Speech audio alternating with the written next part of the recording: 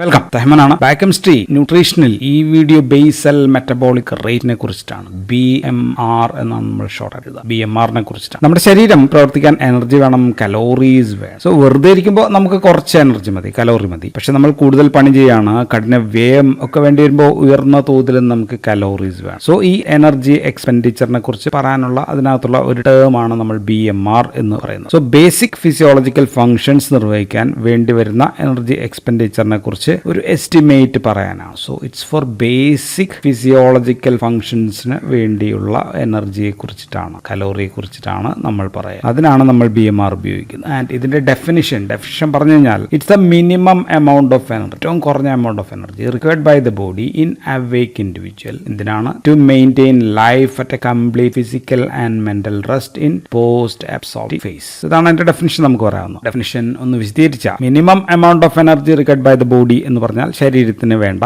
ഏറ്റവും കുറഞ്ഞ അളവിൽ ആ എനർജിയെ പറ്റിയാണ്. എനർജി ഏറ്റവും കുറഞ്ഞ ഇൻ അവേക്ക് ഇൻഡിവിജ്വൽ എന്ന് നമ്മൾ പറഞ്ഞത് ഉണർന്നിരിക്കുന്ന അവസ്ഥയാണ്. എന്ന് പറഞ്ഞാൽ ആള് ഉറക്കത്തിലല്ല, പക്ഷെ കംപ്ലീറ്റ് ഫിസിക്കൽ ആൻഡ് മെന്റൽ റെസ്റ്റിലാണ്. പ്രത്യേകിച്ച് പണിയൊന്നും എടുക്കുന്നില്ല, റിലാക്സ്ഡ് ആയിട്ട് ഉണർന്നിരിക്കുന്ന ഒരാളിൽ ജീവൻ നിലനിർത്താൻ, ടു മെയിൻറ്റെയിൻ ലൈഫ്, അതിന് വേണ്ട എനർജിയെ പറ്റിയാണ് പറയുന്നത്. ഇൻ പോസ്റ്റ് അബ്സോർപ്റ്റീവ് ഫേസ് എന്ന് ചേർത്തത് അയാൾ ഇപ്പോൾ ഭക്ഷണം കഴിക്കുന്നില്ല എന്ന് പറയാൻ. ഇപ്പോൾ ഫാസ്റ്റിംഗിലാണ്, പക്ഷെ നേരത്തെ 10 to 12 മണിക്കൂർ മുൻപ് ഭക്ഷണം കഴിച്ചയാളാണ്, ഉറങ്ങിയയാളാണ്. സ്ഥിരമായ പണിയല്ല, സ്റ്റാർവേഷനോ അങ്ങനത്തെ ഉള്ള പ്രശ്നങ്ങളൊന്നും ഇല്ല. അപ്പോൾ വെറുതെ ഉണർന്നിരിക്കുമ്പോൾ പ്രത്യേകിച്ച് ഒന്നും ചെയ്യാത്ത അവസ്ഥയിൽ എന്തിനൊക്കെയാണ് നമ്മുടെ ശരീരത്തിൽ എനർജി വേണ്ടത്? What are the basic physiological functions? Energy വേണ്ടത് ഒന്ന് ഹൃദയത്തിന് വേണം, ഹൃദയം വർക്ക് ചെയ്യണം. സർക്കുലേറ്ററി സിസ്റ്റം, ബ്ലഡ് എല്ലായിടത്തും എത്തണം. റെസ്പിറേഷൻ കൃത്യമായിട്ട് നടക്കണം. ഓക്സിജൻ എടുക്കണം, ഓക്സിജൻ ശരീരത്തിന്റെ എല്ലായിടത്തും എത്തിക്കാൻ ബ്ലഡിനകത്തേക്ക് കൊടുക്കണം. ബ്രെയിൻ പ്രവർത്തിക്കണം. ശരീരത്തിൽ നെർവസ് സിസ്റ്റം, ഇമ്പൾസസ് എല്ലാം കാര്യക്ഷമമായി പ്രവർത്തിച്ചു കൊണ്ടിരിക്കുന്ന അവസ്ഥയാണ്. സെല്ലുകൾക്ക് അകത്തേക്കും പുറത്തേക്കും transport, ions and other materials എല്ലാം അപ്പുറത്തേക്കും ഇപ്പുറത്തും ട്രാൻസ്പോർട്ട് ചെയ്യുന്നുണ്ട്. കിഡ്നിയും റീ അബ്സോർഷൻ ചെയ്യുന്നുണ്ട്. പ്രക്രിയ എല്ലാം കൃത്യമായിട്ട് നടക്കുന്നുണ്ട്. സോ ഇതിനെല്ലാം എനർജി വേണ്ടതാണ് basic physiological or vital functions എന്ന് നമ്മൾ പറയുന്നു. സോ സാധാരണ ഈ സംഭവങ്ങൾക്ക് വേണ്ട മിനിമം എനർജിയെ പറ്റിയാണ് നമ്മൾ BMR-ൽ പറയുക. അപ്പോൾ ഇതിന്റെ അളവുകൾ എത്രയാണെന്ന് ചോദിച്ചാൽ BMR നമ്മൾ സാധാരണ എക്സ്പ്രസ് ചെയ്യുന്നത് കിലോ കലോറീസിലാണ്. Kilo calories per square metre അല്ലെങ്കിൽ മീറ്റർ സ്ക്വയറിലാണ് നമ്മൾ പറയുക. അല്ലെങ്കിൽ നമ്മൾ കലോറീസ് എന്ന് മാത്രമാണ് പറയുക. അപ്പോൾ നമ്മൾ C ക്യാപിറ്റൽ എഴുതണം. കലോറീസ്, അതും calories per square metre square, ഇതാണ് നമ്മൾ പറയാം. അപ്പോൾ പുരുഷന്മാരുടെ നമ്മളുടെ ഒരു ബോഡി സർഫസ് ഏരിയ ഒരു 1.8 മീറ്റർ സ്ക്വയറും അല്ലെങ്കിൽ ഫീമെയിൽസിന്റെ ഒരു 1.6 മീറ്റർ സ്ക്വയറുമായിട്ട് നമ്മൾ സ്ക്വയർ മീറ്റർ ആയിട്ട് കൂട്ടിയാൽ ബോഡി സർഫസ് ഏരിയയാണ് സർഫസ് ഏരിയ BSA കൂട്ടിക്കഴിഞ്ഞാൽ ഒരു ആവറേജ് നമ്മൾക്ക് BMR മെയിൽ ആണെങ്കിൽ, പുരുഷന്മാരിലാണെങ്കിൽ നമ്മൾ പറയാം 33 to 38 kilo calories per square metre, ഇതാണ് നമ്മൾ പറയാ. ആൻഡ് സ്ത്രീകളുടേതാണെങ്കിൽ,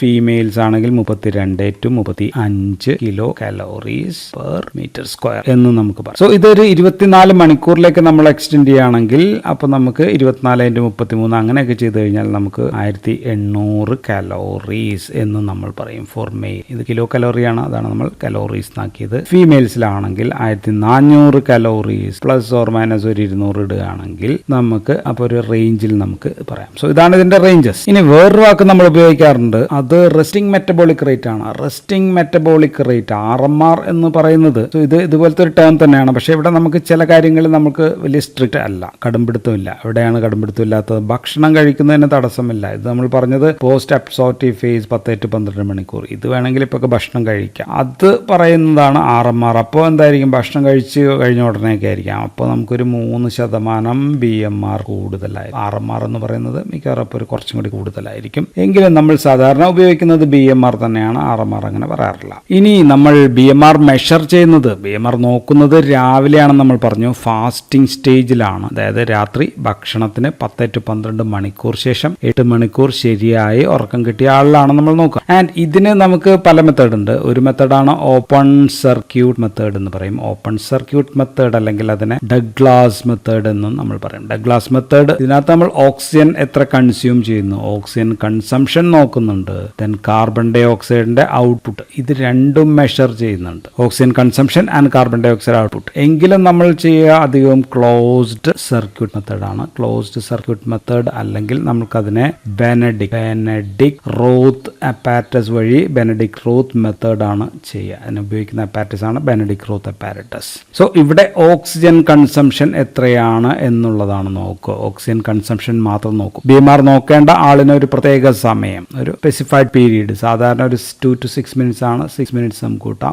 6 മിനിറ്റ് നേരം നമ്മൾ ഓക്സിജൻ സിലിണ്ടറിൽ നിന്ന് കൊടുക്കും, മാസ്ക് വഴി കൊടുക്കും. ഇനി ആ മാസ്കിന്റെ മറ്റേറ്റം നമ്മൾ കാർബൺ ഡൈ ഓക്സൈഡ് അത് സോഡ ലൈമിലേക്ക് വെച്ച് കഴിയുമ്പോൾ കാർബൺ ഡൈ ഓക്സൈഡ് അങ്ങോട്ടേക്ക് പിടിച്ചെടുത്തോളും. ആൻഡ് ഇത് മെഷർ ചെയ്യുന്നില്ല. സോ ഈ രോഗിയിൽ ഒന്നുകിൽ നമ്മൾക്ക് ഹീറ്റ് ഇവോൾവ് നോക്കാം, അയാളുടെ ശരീരത്തിൽ ഹീറ്റ് എത്ര വന്നു. ഹീറ്റ് ഇവോൾവ് നോക്കുന്നതാണ് ഡയറക്റ്റ് മെഷർമെന്റ് എന്ന് നമ്മൾ പറയും. ഇല്ലെങ്കിൽ ഇൻഡയറക്റ്റ് മെത്തേഡാണ്. ഇൻഡയറക്റ്റ് മെഷർമെന്റ് വഴി ഓക്സിജൻ എത്ര കൺസംഷൻ ഉണ്ടായി എന്ന് നോക്കാം. സോ 6 മിനിറ്റ് നേരം നമ്മൾ ശ്വസിക്കുമ്പോൾ അയാൾ 10 ലിറ്ററോ 20 ലിറ്ററോ 20 ലിറ്റർ എന്ന് പറയാം, അതിനാണ് വൈ ലിറ്റേഴ്സ് ഉപയോഗിച്ചു എന്ന് കരുതിയാൽ. അപ്പോൾ heat generated is equal to 4.8 into y ആണ്. വൈ നമ്മുടെ 20 ലിറ്റർ എങ്കിൽ 20 ലിറ്റർ, 15 എങ്കിൽ 15. അപ്പോൾ അതിൽ നിന്ന് നമുക്ക് 6 മിനിറ്റ് ആണെങ്കിൽ ഡിവൈഡ് ബൈ 6 ചെയ്ത് കഴിഞ്ഞാൽ 1 മിനിറ്റിൽ എത്ര ഉപയോഗിച്ചു എന്നുള്ള കണ്ണാണ്. സോ ഈ 4.8 എന്ന് പറയുന്നത് കലോറിഫിക് വാല്യൂ ഓഫ് ഓക്സിജൻ. ഓക്സിജന്റെ കലോറിഫിക് വാല്യൂ ആണ് 4.8 വെച്ച് നമ്മൾ മൾട്ടിപ്ലൈ ചെയ്ത്. ഇനി BMR കാൽക്കുലേറ്റ് ചെയ്യാൻ നമ്മൾ ഇക്വേഷൻസ് ഉപയോഗിക്കും. ഇക്വേഷൻ 1 ഹാരിസ് ബെനഡിക്ട് ഇക്വേഷൻ ആണ്. ഹാരിസ് ബെനഡിക്ട് ഇക്വേഷനിൽ നമ്മൾ പറയാ weight, height, age in years, ഈ 3 കാര്യങ്ങൾ വെച്ചിട്ടാണ്. അപ്പൊ മെൻ പുരുഷന്മാരിലാണെങ്കിൽ നമ്മൾ BMR പറയാ ഒരു വാല്യൂ ആണ് 88.362 പ്ലസ് അതിനോട് നമ്മൾ 13.377 ഇൻറ്റു വെയിറ്റ് ആണ്. വെയിറ്റ് നമ്മൾ പറയുന്നത് ഇൻ കിലോഗ്രാമിലാണ്. പ്ലസ് ഇതിനോട് നമ്മൾ ചേർക്കുക 4.779 ഇൻറ്റു ഹൈറ്റ് നമ്മൾ പറയുന്നത് സെന്റിമീറ്ററിലാണ്. സോ ഇത് രണ്ടും കൂടി ആഡ് ചെയ്യുക. എന്നിട്ട് ഇതിൽ നിന്ന് മൊത്തത്തിൽ നിന്ന് നമ്മൾ മൈനസ് ചെയ്യുന്നത് ഏജിനെ പറ്റിയുള്ള ഫാക്ടർ ആണ്. ദാറ്റ് ഈസ് -5.67 ഇൻറ്റു ഏജ് നമ്മൾ പറയുന്നത് ഇയേഴ്സിലാണ്. സോ ഇത് കുറച്ച് 5.67 കുറച്ച് കഴിഞ്ഞാൽ നമുക്ക് പുരുഷന്മാരുടെ കിട്ടും. മെയിലാണെങ്കിൽ നമ്മൾ ഉപയോഗിക്കുന്ന ഈ 88.362 അല്ല, അവിടെ നമ്മൾ ഉപയോഗിക്കുക 447.59 ആണ്. ദെൻ പ്ലസ് ഇവിടെയുള്ള ഫാക്ടർ 13.337 അല്ല, നമ്മൾ ഉപയോഗിക്കുക 9.24 ഇൻറ്റു വെയിറ്റ് ഇൻ കിലോഗ്രാംസ് ആണ്. വീണ്ടും പ്ലസ് ചെയ്യാണ്. ഹൈറ്റ് നമ്മൾ 4.779 പകരം നമ്മൾ ഉപയോഗിക്കുന്നത് 3.098 ഇൻറ്റു ഹൈറ്റ് ഇൻ സെന്റിമീറ്ററിൽ തന്നെയാണ്. ദെൻ മൈനസ് ഏജ് ആണ് ഇനി മൈനസ് ചെയ്യേണ്ട. ഏജിന്റെ ഫാക്ടർ അവിടെ നമ്മൾ 5.67 പകരം നമ്മൾ ഉപയോഗിക്കുന്നത് 4.33 ഇൻറ്റു ഏജ് ഇൻ ഇയേഴ്സ് ആണ്. സോ ഇങ്ങനെ കുറച്ച് കഴിയുമ്പോൾ കിട്ടുന്നതാണ്. ഇത് ഫീമെയിൽ ആണ്, ഇത് ഫീമെയിൽ, ഇത് മെയിൽ.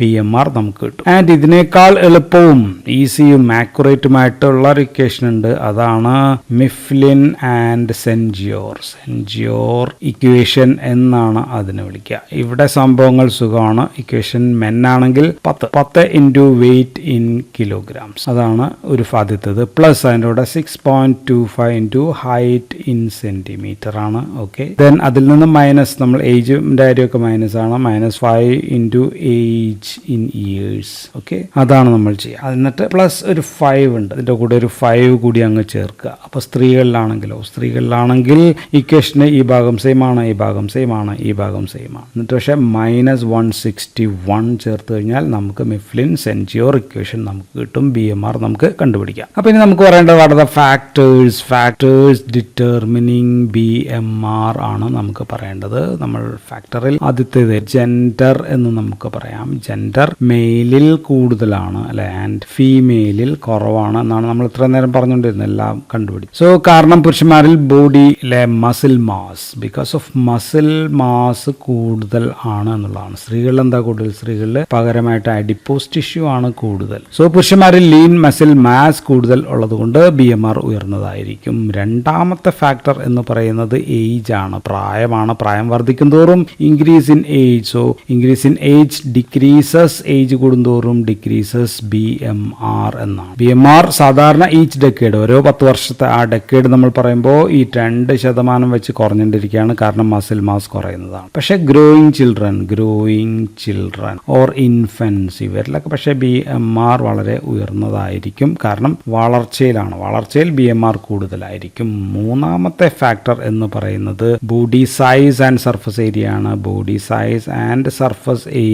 BMR സൈസിന് പ്രൊപ്പോർഷണൽ ആയിരിക്കും. ഹൈറ്റ് കൂടുതലുള്ള ഒരാൾക്ക് BMR കൂടും, ചെറിയൊരാളാണെങ്കിൽ BMR കുറവായിരിക്കും. ദെൻ നാലാമത്തെ നമുക്ക് പറയാനുള്ളത് ഉറക്കത്തിൽ ഇൻ സ്ലീപ്പ് BMR കുറവായിരിക്കും. പക്ഷെ നമുക്ക് ഇവിടെ എഴുതേണ്ടത് ഫിസിക്കൽ ആക്ടിവിറ്റിയെ കുറിച്ചിട്ടാണ്. ഇൻ ഫിസിക്കൽ ആക്ടിവിറ്റി BMR വർദ്ധിക്കും. വർദ്ധിക്കും. റണ്ണിങ്, വാക്കിംഗ് എക്സെട്ര എക്സസൈസ് എല്ലാം BMR വർദ്ധിക്കും. അത്ലറ്റ്സിലാണെങ്കിലോ ഇൻ അത്ലറ്റ്സിൽ BMR കൂടുതലായിരിക്കും. ദെൻ സെഡൻറ്ററി ലൈഫ് സ്റ്റൈലൊക്കെ ഉള്ള ആൾക്കാരിൽ BMR കുറയും.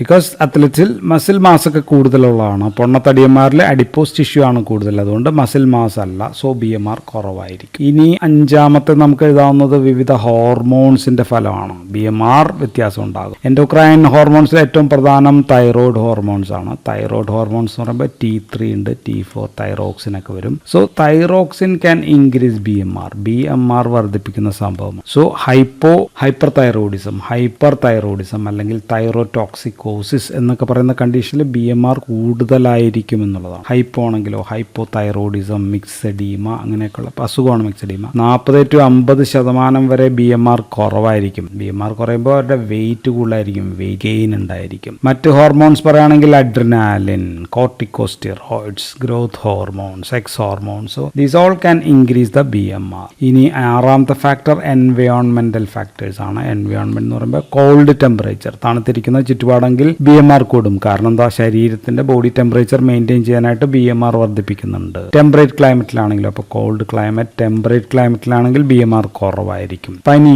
ഫീവർ കണ്ടീഷൻസിലോ ഫീവർ ഉണ്ടെങ്കിൽ BMR വർദ്ധിക്കും. 1 ഡിഗ്രി ടെമ്പറേച്ചർ ശരീരത്തിന്റെ കൂടിക്കഴിഞ്ഞാൽ 10-13% BMR വർദ്ധിക്കുക. സ്ട്രെസ്, ആങ്സൈറ്റി എല്ലാം BMR വർദ്ധിപ്പിക്കും. ഇനി സം കെമിക്കൽസ് ഓർ ഡ്രഗ്സ് ഏഴാമത്തെ നമുക്ക് എഴുതാം. അതിൽ സ്മോക്കിംഗ്, പുകവലിയുള്ള ആൾക്കാരിൽ BMR വർദ്ധിക്കും. കഫീൻ, ചായ കുടിക്കൽ അമിതം, തിയോഫിലിൻ അതെല്ലാം CNS സ്റ്റിമുലൻസ് ആണ്, എല്ലാം BMR വർദ്ധിപ്പിക്കും. CNS ഡിപ്രസൻസ് ആണെങ്കിലോ BMR കുറയ്ക്കാനുള്ള ചാൻസ് ഉണ്ട്.